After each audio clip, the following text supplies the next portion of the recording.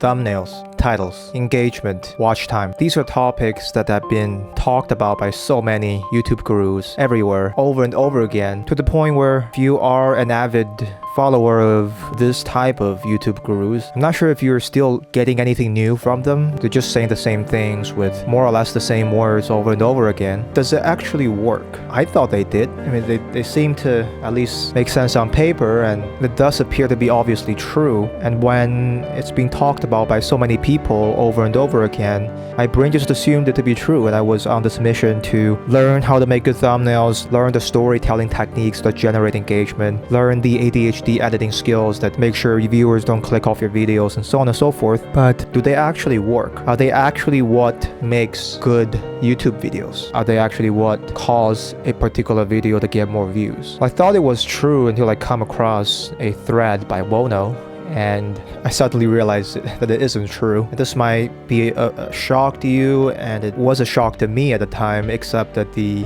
evidence of it not being true was so obvious, and it was so close and staring me right in the face, that I'm not sure whether I was more shocked by learning that what I was taught was not true, or the fact that I haven't realized it until now. Let's take click-through rate, for example. Just look at your own channel. If you've posted a lot of videos already, look at the click-through rate of each video and order them by click-through rate. If a higher click-through rate means more views, then when you order your list of videos by click-through rate, it should be the same order as when you order your list of videos by views. But you realize it isn't the same list. Click-through rate doesn't correspond with views exactly. There are some videos, despite their low click-through rate, get more views. Some videos, despite their high click-through rate, get less views. You can do the same ordering with watch time or average viewer duration or any of these other buzzwords that certain YouTube gurus tend to talk about. You realize they don't perfectly corresponds to views. And there is this idea of cause versus correlation, in that when one variable correlates with another variable, it doesn't mean that that one variable is causing the other variable. For example, everyone who ever drinks coffee in human history eventually dies. So injecting coffee has 100% correlation with death, because everyone who's ever drank coffee had died in human history. Now, you can't say that caffeine causes death, even though drinking coffee correlates 100% with death. For the reason is that everyone eventually dies. So that correlation is meaningless. It doesn't say anything about causation. So in this case, in the topic of YouTube, I was just looking at the correlation between click-through rate and views. I haven't even dig deeper into whether click-through rate cause view yet. But forget about cause, like these two variables don't even correlate. I don't know why YouTube gurus speak so confidently about their causal relationship when a correlational relationship don't even exist. If you don't have a portfolio of videos, I'm going to include in the link below a statistics from Wono. That's from a channel I believe that Wono runs himself, and you can play around with that stats as you like. Now, I want to be clear here. I'm not saying to not learn how to make good thumbnails. I'm not saying not to learn good storytelling techniques or editing skills. These are important skills, and they are important elements of a YouTube video, but they're not the essence of a good YouTube videos. They're not the essence of a video that get a lot of views. What do I mean by essence? Let's take the example of a steak dish. If I ask you what is the essence of this steak, you might say, well, it's the seasoning, right? A good steak dish must be well seasoned. But that's not true, because if the essence of a steak is the seasoning, that means that I can just serve you a pile of seasoning and still retain the essence of that dish. Well, obviously that's not true. If I go to a restaurant and I order a steak and they give me a small pile of ground pepper and some salt, I'd be like, where's my steak? The essence of this dish is missing. It's not the seasoning. The seasoning is important, but it's not the essence of that dish. The essence of that dish is the chunk of meat that we call steak. That is the essence of the dish. When it comes to YouTube video, what is the equivalent of that chunk of meat? Is it the thumbnail? Is it the engagement, the editing? I mean, to find out the essence, one exercise that can be done is to imagine the removal of that element and think about whether that thing still exists. Let's take a great YouTube video that get a lot of views. Think about, if I remove certain element, can that video still get a lot of views? Well, I can remove, say, the thumbnail of that video.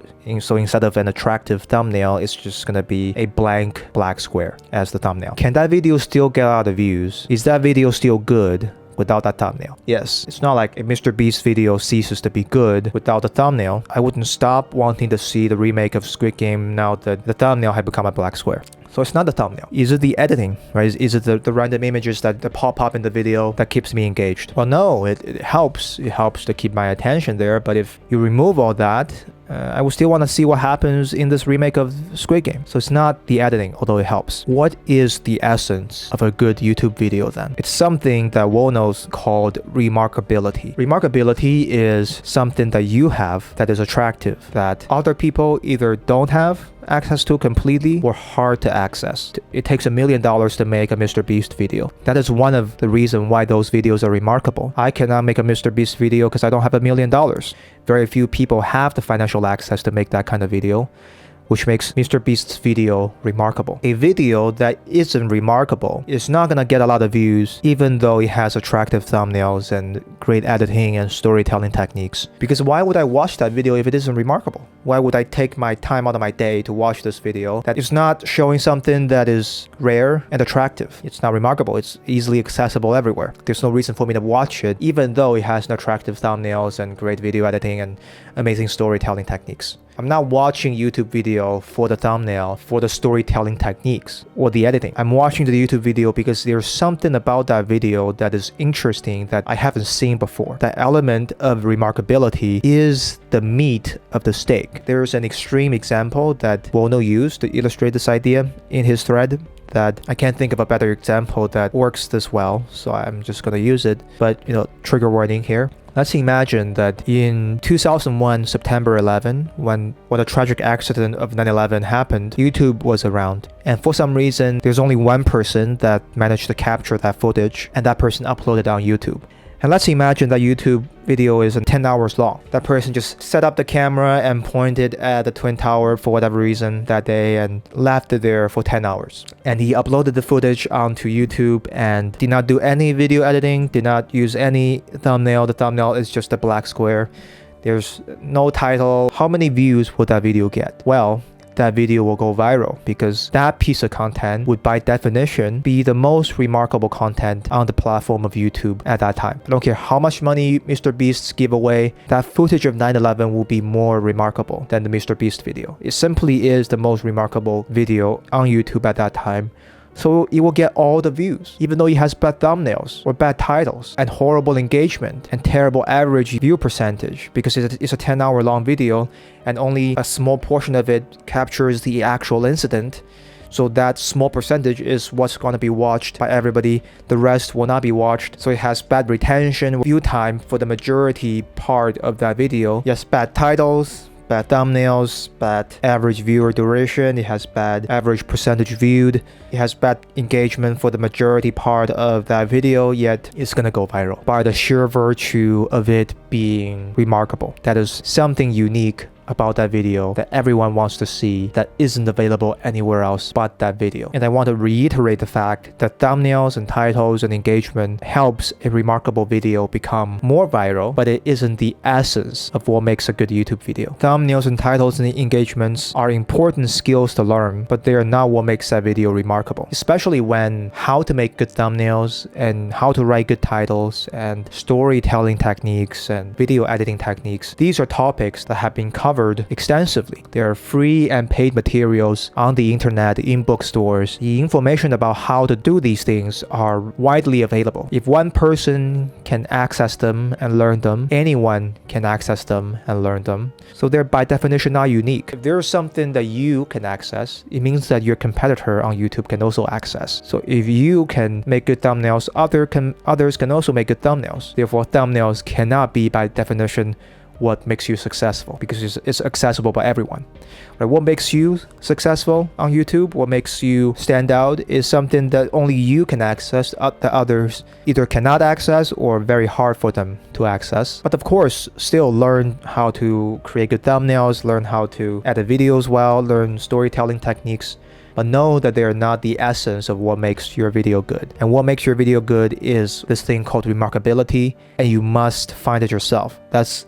I guess the most frustrating thing about this, we know that remarkability is the essence of a good video, yet it's almost like it cannot be taught, because the moment it can be taught, it becomes a commodity, right? If I can show you this is exactly what to do to be remarkable, then anyone can do that. So that's no longer remarkable now because everyone is doing it. So you need to discover the specific form that remarkability takes for you. It's going to be different for every other creator. It's something that's unique to you. So it's hard to teach it. So what should you do about this? Well, I will tell you what I will do, which is that I will still continue to learn to make good thumbnails and write good titles and create videos that are engaging. I'm also going to pay attention to what is it about me that's remarkable. What is it that I can access that is hard to access or impossible to access for other people that at the same time is attractive or appealing. I'm going to start paying attention to that and look for it intentionally.